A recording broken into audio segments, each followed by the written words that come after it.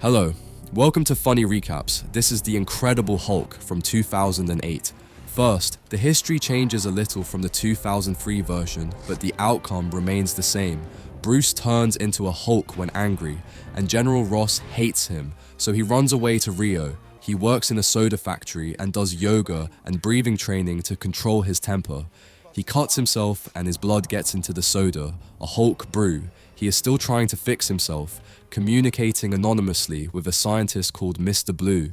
General Ross finds the soda that got out, as Bruce's blood killed Stan Lee and finds out where he is. He sends Emil Blonsky, a Special Forces blah-da-da, whatever you know, to hunt Bruce down. They chase him with dramatic parkour through the favela and eventually corner Bruce. Blonsky's team, clearly not informed on their target, get taken out like little toy soldiers. Ross tells Blonsky, so yeah, he's like this because of a sketchy science cocktail. Blonsky is just like, I want some.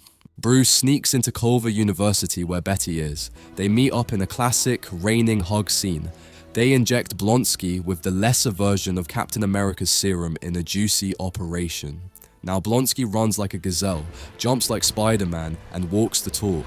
He's ready to go toe-to-toe with the Hulk, and he's not worried at all. Ross shows up with an army. As that went so well last time, the beast is unleashed, and the campus turns into a fun zone. Blonsky, now powered up by the serum, charges Hulk.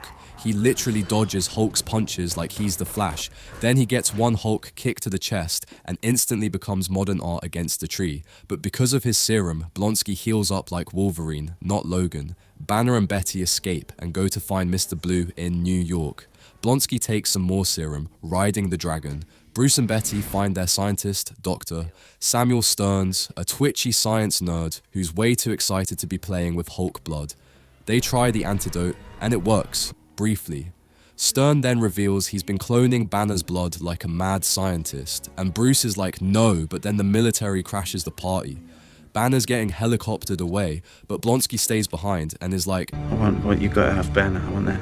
Chasing the dragon again. He forces Stearns to pump him full of gamma juice, and then of course he transforms into an abomination. Stearns gets hit, and some of Bruce's blood spills on his brain. Keep note of that. Red Hulk stuff.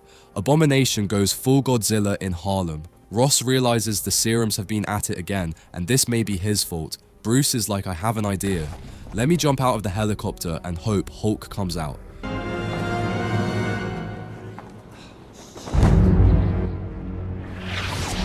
Hulk comes out to play and the epic showdown starts.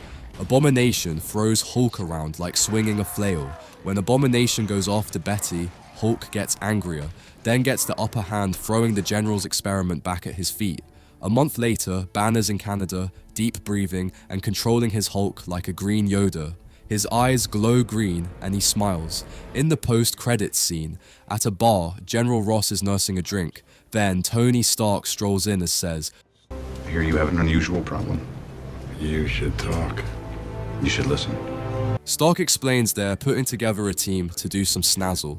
My favorite scene has to be when they're in a cab and the driver's a bit too adventurous and Bruce recommends his moves. What's the matter, baby? You don't like a good ride? You know, I know a few techniques could help you manage that anger very effectively. You zip it.